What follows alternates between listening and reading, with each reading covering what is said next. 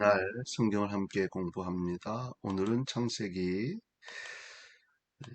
20장 그랄로 이주한 아브람과 또 아비멜렉에 대한 내용을 함께 공부하게 됩니다. 벌써 20장 정도를 공부했네요. 반 정도가 이제 가까워 갑니다. 아브라함이 남방으로 이사한 이유는 무엇인가? 이 남방. 시브리어로 네겝인데 남쪽이라는, 그러니까 이스라엘의 남쪽을 이야기합니다. 일반적으로 성경상에서는 팔레스틴 남쪽의 지방을 네겝이라고, 남쪽 지방을 네겝이라고 칭합니다. 그런데 아브라함이 마물의 상수리 숲에서부터 남쪽으로 이사한 까닭은 더 좋은 목장을 찾기 위함이었다. 아브라함은 하나님의 축복 가운데 급작스러운 풍요를 누렸기 때문에 원주민들의 시기를 받아서 그들과의 사이가 좋지 않았을 것이다. 그러므로 아브라함은 그것을 떠나 남방으로 이주한 것이다. 이 남방은 네게부라고 하는 것을 이해하시면 됩니다. 오늘 본절에 나타난 지명들에 관하여 살펴보라. 가데스, 그 뜻은 거룩한 셈인데 일명 가데스 바네아, 많이 들어본 내용이죠. 이곳은 신광야에 위치한 오아시스로서 출애굽받은 이스라엘 백성이 한동안 머물기도 하였던 곳이 바로 가데스 바네아입니다. 술, 두 번째는요 수루라고 하는데 이 말은 성벽이라는 뜻입니다. 민수기 33장 8절에는 술이 에담 광야로 지칭되어 있습니다. 출애굽한 이스라엘 백성이 홍해를 건넌 후에 제일 먼저 거쳐간 곳이 바로 이곳입니다. 에담 광야. 그랄, 거쳐라는 뜻을 지니고 있고요. 이것은 팔레스틴 남부 사해 쪽에 위치했다. 조그만 성읍이고요. 이것은 아브라함과 이삭이 기근을 피하여 내려갔던 땅이기도 하고요. 훗날 아사왕이 그 수군을 추격해 왔던 곳이기도 합니다. 그랄왕이라고 표현하죠. 아브라함이 두 번째로 사라를 누이라고 속인 행동에 대하여 분석하라. 이것은 아브라함이 20년 전에 애굽에서 지은 죄의 반복이다. 우리가 생각하는 대로 누이라고 속인 것이 애굽에서이었죠. 이처럼 한 번 지은 죄는 쉽게 반복되어질 수 있다. 그런데 그의 무익한 거짓말은 금방 탄로나고 말았다. 애굽에서 그의 거짓이 탄로났을 때도 그는 이방인으로부터 심한 책망을 받게 되죠.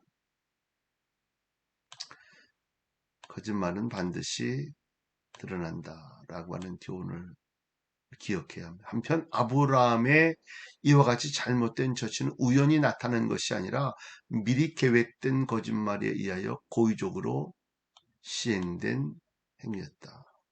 고의적으로 시행된 행위.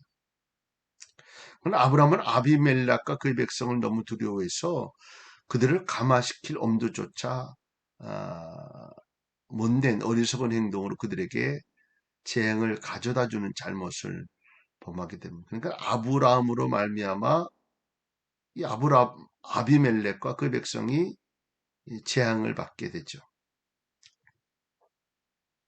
아무튼 우리는 공연한 의심과 두려움은 불신앙에 빠질 큰 요소 가운데 하나라고 하는 사실을 기억해야 합니다. 의심, 두려움. 아비멜렉에 대하여 말하라. 아비멜렉이란 말은 아버지란 뜻의 히브리어 아부와, 왕이란 뜻의 멜렉이라는 합성어입니다. 아비멜렉이라는 말은 아버지 왕, 왕은 그 나라의 아버지다. 그런 뜻을 가지게 됩니다. 이와 같은 말인 아비멜렉은 후일 블레셋 왕들의 칭호가 되었다. 그건 그 그랄이라고 하는 곳이 어디요? 블레셋. 그 아비멜렉이라고 하는 칭호죠. 왕의 칭호예요. 그러니까 애굽의 바로 왕 뭐 이런 것과 같아요. 바로가 애굽 왕들의 칭호가 되었고 하모리 세겜 왕들의 칭호가 된 것과 비슷합니다. 한편 그는 아브라함의 아내 사라를 자신의 아내로 맞이하여 아브라함과 동맹 관계를 맺으려 했다. 그러나 하나님께서 이를 저지하십니다. 왜냐하면 아브라함이 굉장히 부자였거든. 그러니까 이 아비멜렉 왕이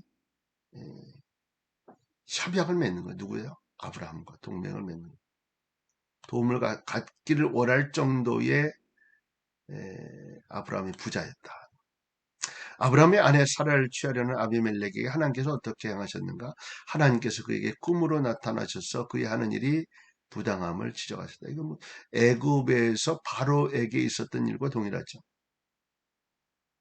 하나님께서 자신을 나타내시는 계시 방편으로 꿈을 사용하시는 일은 이방인들에 대하여 특히 많았다. 이러한 성경상의 예로서 우리는 바로의 꿈, 느부갓네살의 꿈 이런 것들을 들 수 있습니다. 이방인들에게 대한 꿈으로의 계시는 그 내용이 상당히 주연되었다. 내가 죽으리니 라는 하나님의 말씀을 아비멜렉이 어떻게 적용이 됐는가? 아비멜렉이 아브라함의 아내 사라를 취한 사건은 외국인의 결혼권을 침해하는 자가 죄가 됩니다. 그리고 이러한 일로 말미암아 아비멜렉의 집안에는 애를 못 낳는 화가 미쳤고요. 이는 결국 내가 죽으리라는 하나님의 말씀이 사실적으로 적용이 된 것입니다. 훗날 아브라함의 기도로 말미암아 아비멜렉의 집안에 다시 임했던 이러한 불임의 화는 제거가 됩니다. 기도하면서 아브라함이 기도할 때 불임을 또 없어지는 다시 이제 자식을 낳을 수 있는 모습이 됐다는 거죠. 사라를 보호한 이와 같은 하나님의 초자연적 능력은 장차 태어날 이삭을 위해서 반드시 필요한 일이었다. 주께서 의로운 백성도 멸하시나이까? 라는 이 아비멜렉의 질문은 무엇을 말해주는가? 아비멜렉은 하나님의 진노로 인해 소돔과 고모라가 멸망당한 사실을 기억하고서 자신과 백성들에게 그와 같은 재앙이 미치지 않기를 바랬다. 이것은 아비멜렉이 하나님에 대해서 어느 정도의 지식을 가지고 있었음을 말해줍니다. 또한 이것은 아비멜렉이 살고 있는 성읍은 그 타락 정도에 있어서 주변의 성읍들에 비하여 다소 덜했음을 나타내주고 있다는 거예요. 이 정도인데요. 이런 의로운 백성을 멸하십니까? 뭐 이런 얘기죠. 아비멜렉이 사라를 취함에 있어서 온전한 마음과 깨끗한 손으로 했다는 말은 무슨 의미를 가지는가? 당시에는 왕이 결혼하지 않는 여인을 자기 내실로 데리고 갈 수 있는 권한을 갖고 있었다는 거죠. 그러나 이러한 그의 말은 당시 도덕적 표준으로 볼 때 옳았을런지 모르나 하나님의 거룩성을 범했다는 죄는 면하지 못한다. 이런 사실은 세상의 도덕적 표준이나 윤리적 기준은 그것이 아무리 합당하더라도 하나님의 뜻에는 미치지 못할 수 있다는 것을 기억해야 해요. 인간적으로는 뭐 괜찮은데, 도덕적으로는 괜찮은데, 윤리적으로는 괜찮은데, 그런데 하나님의 뜻에는 못 미칠 수 있다. 그러므로 도덕적 선을 행함으로 하나님 앞에서 의롭다 인정을 받을 육체는 아무도 없다. 아무리 선한 도덕적인 삶을 살아도 하나님 앞에서는 의롭다라고 하는 인정을 받을 수 없다는 거죠. 아브라함을 선지자로 칭하신 하나님의 말씀에 대하여 생각해보라. 선지자라는 말은 히브리어로 나비인데 하나님께서 말씀하시는 자, 영감을 받은 자라고 하는 이게 선지자의 의미예요.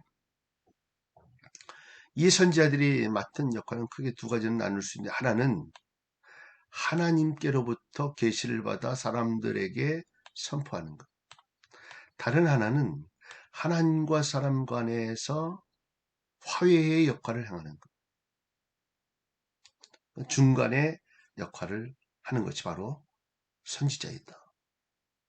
그런데 하나님께서 아브라함을 선지자로 칭하신 것은 곧 하나님의 뜻이 아브라함을 통하여 이루어지고 아브라함은 하나님의 사람이라는 것을 의미합니다. 그러니까 하나님이 중지하시고 하나님이 세우신 사람이다는.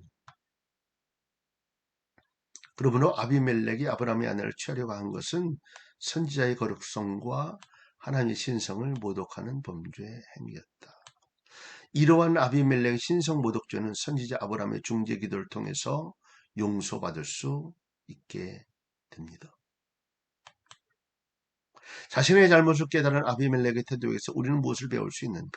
꿈에 나타나신 하나님의 경고를 들은 아비멜렉은 아침에 일찍 일어나 자신의 잘못을 신복 앞에서 시인하고 그들을 주의시키고, 이러한 그의 태도는 하나님을 두려워하는 겸허한 마음에서, 하나님을 두려워하는 겸허한 마음은 용서를 받게 되죠. 왕이 자신의 잘못을 다른 사람들 앞에 시인한다는 것은 쉬운 일 아니죠. 그래서 많은 사람들이 은폐를 하고요, 다른 잘못을 종종 또 다른 잘못을 범하게 되는 거예요. 따라서 아비멜렉의 태도는 우리에게 참된 용기는 어떤 것인가를 보여주고 있습니다. 자신의 잘못을 지적받았을 때 그 죄를 솔직히 인정하는 자세는 하나님으로부터 죄사함을 받을 수 있는 제일 기본의 자세다. 하나님 앞에 용서를 빌고 회개할 수 있는 참된 용기다.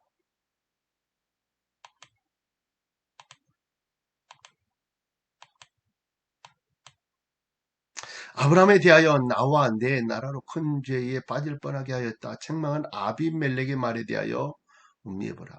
아브라함의 거짓된 말과 행위로 말미암아 아비멜렉은 간음죄를 범했을 뿐만 아니라 신성의 모독죄를 범할 뻔했다. 그런데 하나님을 섬기는 자의 불신앙적 행위는 언젠가는 불신자에게 수치를 당하게 된다. 이러지 않도록 노력을 해야죠. 그리고 성도들의 관계에 있어서도 남을 실족케 하는 자는 화를 면치 못한다. 남을 실족하게 하는 것은 하나님 앞에서 큰 죄를 범한 아브라함이 결국 이렇게 잘못을 한 것이죠. 족장 아브라함이 거짓말하는 죄를 범한 것이 성도들의 신앙생활에 주는 교훈은 뭔가? 아브라함이 비록 고상한 인격과 믿음을 소유한 자이긴 했지만 그도 역시 주변의 상황에 따라 범죄에 빠졌다. 이처럼 자기 주변에 있는 죄를 멀리한다는 것은 대단히 어려운 일이다. 쉽지 않죠. 또한 아브라함은 인간적 수단과 방법으로 자신이 처한 위기를 면하려 했지만 결국 실패했다. 그러니까 이걸로 해결하는 게 인간적 수단과 방법으로 아니에요. 하나님 앞에 하나님으로부터 하나님을 통해서 우리는 모든 위기를 극복할 수 있다. 믿음에서 벗어나 인간적인 삶으로 일관하면 하나님의 징계를 면치 못한다. 지혜로운 은혜가 있기를 바랍니다. 아비멜렉과 아브라함의 사회적 종교적 위치를 비교하라. 아비멜렉은 한 족속을 다스리는 왕이었고 그 백성의 아버지 뜻이 그랬죠. 그리고 아브라함은 표면적으로 유목을 하는 한 가정의 가장이었지만 언약을 받은 족장으로 열국의 아비가 되는 축복을 받은 자였다. 동시에 하나님의 선지자였고 하나님의 사명을 감당하는 고귀한 신분의 사명자였다. 따라서 이 두 사람은 세상의 역사와 하나님의 구속의 역사의 두 맥을 이루는 대표적인 인물이다. 세상의 역사는 아비멜렉. 또 하나님의 구속의 역사는 아브라함. 이렇게 되는 거죠. 아비멜렉이 아브라함에게 은천계를 준 이유는 무엇인가? 사라를 아내로 취하려던 자신의 잘못에 대해서 속지 않은 속전으로 준. 참 희한하죠. 잘못은 아브라함이 했는데 또 아브라함이 은혜를 받아요. 참 희한한 일이에요. 하나님이 그런 일들을 이루시죠. 일종의 배상금이었다. 이것은 아비멜렉과 아브라함 사이에 아무 일도 없었던 것처럼 그들의 관계가 회복되기를 바라는 아비멜렉의 화해의 선물이었다. 이와 유사한 보상 규례, 속전제도는 모세에 이르러 공식적인 규례로 법규화됩니다. 아브라함이 아비멜렉을 위하여 기도한 이유는 무엇인가? 자신의 거짓말과 아비멜렉의 불의한 일로 인하여 하나님의 진노가 어디요? 아비멜렉이 온 집에 임했기 때문입니다. 여기서 말하는 하나님의 진노는 아비멜렉 온 집안의 생식불능, 자식을 낳지 못하는, 이것은 아비멜렉이 살을 범하는 것을 방지하기 위한 것으로서 이삭의 출생을 위한 하나님의 섭리였다. 이리하여 하나님의 섭리가 완전히 이루어진 후 아브라함은 아비멜렉을 위해 하나님께 중보기도를 드렸고, 중보기도를 하죠. 이에 아비멜렉의 집안에 미쳤던 하나님의 진노는 제거하게 됩니다. 여기까지 20장 창세기 성경을 공부해서 오늘도 승리하는 축복의 한 날이 될 수 있기를 바랍니다.